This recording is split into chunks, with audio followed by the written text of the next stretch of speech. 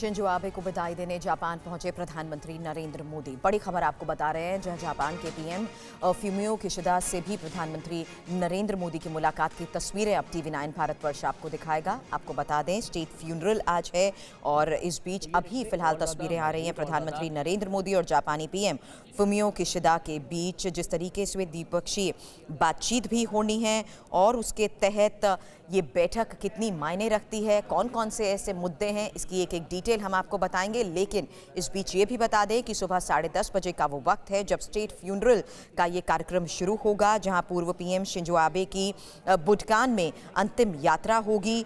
तमाम देशों के प्रतिनिधि इस वक्त जापान में मौजूद हैं, लेकिन ये बेहद खास तस्वीरें टोक्यो से, जहां पर प्रधानमंत्री नरेंद्र मोदी की फिलहाल जापानी पीएम फुमियो किशिदा के साथ हो रही है मुलाकात। और ये द्विपक्षीय बैठक की तस्वीरों से पहले उनकी मुलाकात किस तरीके से प्रधानमंत्री का वेलकम किया गया, वो तस्वीरें आपके सामने।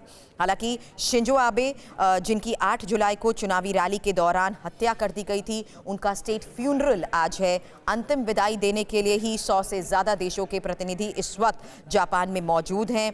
और इस बीच प्रधानमंत्री नरेंद्र मोदी, जिन्होंने खास तौर पर इस बात का जिक्र किया कि हमारी दोस्ती न सिर्फ राजनीतिक बल्कि राजनयिक स्तर से भी ज़्यादा रही है, इसलिए मैं खुद व्यक्तिगत रूप से अंतिम विदाई देने के लिए जापान में मौजूद रहूंगा। और अब टोक्यो से ये सीधी तस्वीरें, जहां प्रधानमंत्री नरेंद्र मोदी न सिर्फ आज नमन करेंगे जापान के पूर्व पीएम शिंजो आबे को, बल्कि इस बीच द्विपक्षीय बातचीत हो रही है उनकी जापानी पीएम फुमियो किशिदा के साथ। मुखर होकर आगे बढ़ती हुई नजर आ रही है और उसकी बानगी ये तस्वीरें हैं। हालांकि ये एक भावनात्मक, तो शिंजो आबे को अंतिम विदाई दी जाएगी। राजकीय जो फ्यूनरल है उसमें शामिल होने के लिए प्रधानमंत्री नरेंद्र मोदी मौजूद हैं। तस्वीरें भी हम आपको दिखा रहे थे। और जिस दिन उन पर हमला हुआ, जिस दिन उनकी हत्या हुई थी, पूरा भारत सदमे में था, शोक में था। किसी को विश्वास नहीं था कि ऐसा भी हो सकता है। जापान, जिसे अमूमन एक शांति प्रिय देश माना जाता है, और आपको बता दें कि जापान एक ऐसा देश है जहां पर गन कल्चर जैसी भी चीज़ कहीं नहीं है, लोगों के पास हथियार भी नहीं है। लेकिन ऐसे में जब एक ओपन कार्यक्रम में इस तरह का हमला किया जाता है, तो इसने जापान की सोसाइटी में हो रहे बदलाव को भी रिफ्लेक्ट किया। भारत की अगर बात करें तो जापान भारत का एक अभिन्न मित्र है, और प्रधानमंत्री नरेंद्र मोदी के कार्यकाल में, पहले और वर्तमान कार्यकाल में, जापान के साथ घनिष्ठता बढ़ी और शिंजो आबे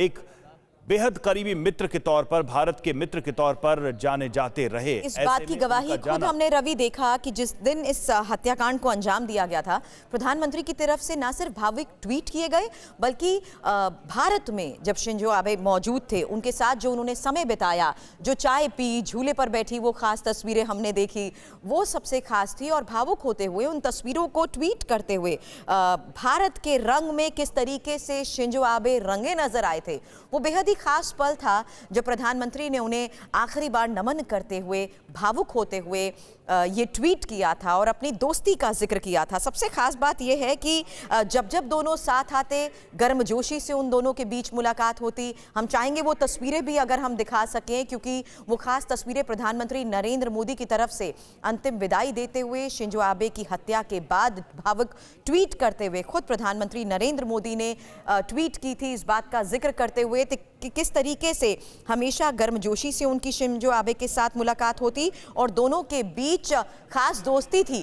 प्रिय मित्र कहकर वो उन्हें संबोधित करते थे। रवि, बिल्कुल। और देखिए, एक बात चली थी, एक कॉन्सेप्ट चला था काशी और क्योटो का, और ये देखिए शिंजो आबे के कार्यकाल में ही ये बात सामने, ये पूरी की पूरी रूपरेखा रखी गई। और किस तरह से भारत के जो पारंपरिक नगर हैं उनको जापान के पारंपरिक नगरों से प्रेरित होकर विकसित करने, संरक्षित करने का एक मिशन चला था। तो ये एक बड़ी पहल थी, जिसको हम कह सकते हैं दोनों देशों के बीच दोस्ती का एक जीता जागता प्रमाण भी है। और जापान ने ऐसे क्षेत्र में निवेश किया। शिंजो आबे के कार्यकाल में भारत के साथ कई MOUs पर दस्तखत भी हुए, कई तरह के सहयोग की बातें भी सामने आई। ये तमाम चीज़ें आज लोग याद करते हैं।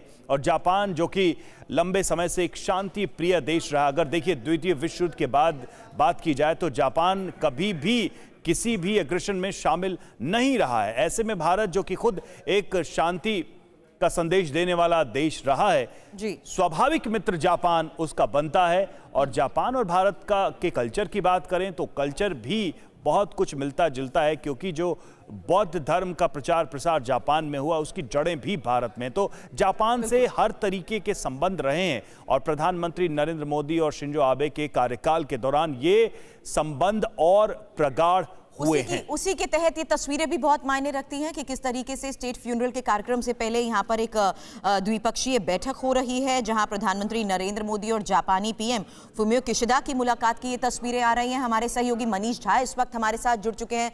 मनीष, स्टेट फ्यूनरल का कार्यक्रम तो थोड़ी देर में शुरू होगा, 217 से ज्यादा यहाँ पर प्रतिनिधि इस वक्त मौजूद भी हैं जापान में, लेकिन ये तस्वीरें और साथ ही इस बीच जारी इस बैठक के बारे में क्या इनपुट? देखिए सुरभि, ये बात तो सच है कि जापान में प्रधानमंत्री शिंजो आबे की क्या भूमिका थी या उनका क्या स्टेटस था, वो इसी बात से परिलक्षित होता है कि जापान में इस तरह का कोई कल्चर भी नहीं है कि कोई ग्रैंड फ्यूनरल किसी का हो, और जापान के इतिहास में शायद ही इसका कोई वर्णन भी है। लेकिन शिंजो आबे को लेकर जापान की सरकार इस तरह का एक स्टेट फ्यूनरल दे रही है, और उसमें दिल्ली से उनका दोस्त प्रधानमंत्री नरेंद्र मोदी पहुंचे हैं।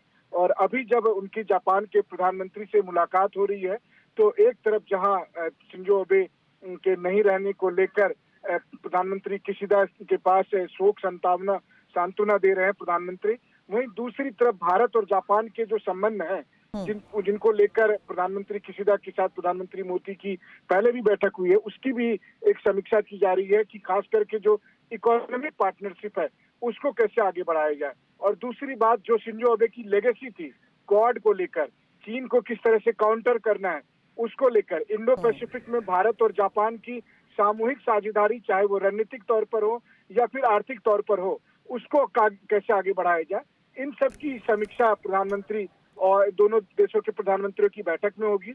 और उसके बाद फिर प्रधानमंत्री शिंजो आबे के अंतिम संस्कार के में भाग लेंगे, और निश्चित तौर पर वो एक बेहद भावुक क्षण होने वाला है, क्योंकि बीते 15 साल में प्रधानमंत्री मोदी और प्रधानमंत्री शिंजो आबे के बीच एक अलग सा पर्सनल बॉन्ड देखने का मुझे खुद भी उस बारे में आगे आपसे जरूर बात करूंगी, क्योंकि जितना पता लग पाता है कि प्रोटोकॉल और औपचारिक दायरे से बाहर दोस्ती का जिक्र यहाँ प्रधानमंत्री नरेंद्र मोदी भी कई बार कर चुके हैं। नुपुर तिवारी इस वक्त जापान से जर्नलिस्ट हमारे साथ जुड़ चुकी हैं। नुपुर, भावुक पल जरूर है जहां प्रधानमंत्री नरेंद्र मोदी का मैं सबसे पहले जिक्र करूंगी, जो प्रिय मित्र कहते हुए शिंजो आबे को हमेशा संबोधित करते आए हैं, लेकिन बड़ी बात अभी उन्होंने एक बार फिर से कही कि भारत और जापान के रिश्ते जिस मजबूती के साथ पहले के वक्त में रहे हैं, उसी नेतृत्व के साथ आज भी वो मिलकर आगे जरूर बढ़ेंगे। हम चाहेंगे हमारे दर्शकों को आप बताएं कि आखिर भारत और जापान के रिश्तों की जब हम बात करते हैं तो कितनी बड़ी भूमिका यहां प्रधानमंत्री नरेंद्र मोदी और शिंजो आबे ने निभाई है। एक्चुअली जैसे आपने बोला कि अभी आबे सान का निधन हो गया, लेकिन अभी भी इंडिया जापान जैसे पहले जैसा ही आगे भी हम लोग लेके जाएंगे। इसको जापानीज में कहते हैं माएमुकी। तो मोदी जी ने ये कह दिया, और वो आज हम आबे सान को वापस नहीं ला सकते, लेकिन हम आबे सान का जो विजन है, वो जो visionary pioneer of Quad and many things, Abe san बोल के गया है कि स्ट्रॉन्ग इंडिया स्ट्रॉन्ग जापान जब बनेगा तभी पूरे दुनिया में शांति आएगा।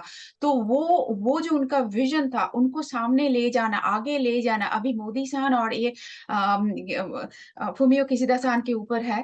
और मुझे पूरी तरह टोटली सबको वी हैव कॉन्फिडेंस कि दोनों, जैसे आबे सान मोदी सान, ये तो दोनों व्यक्ति का एक पर्सनल रिलेशन था।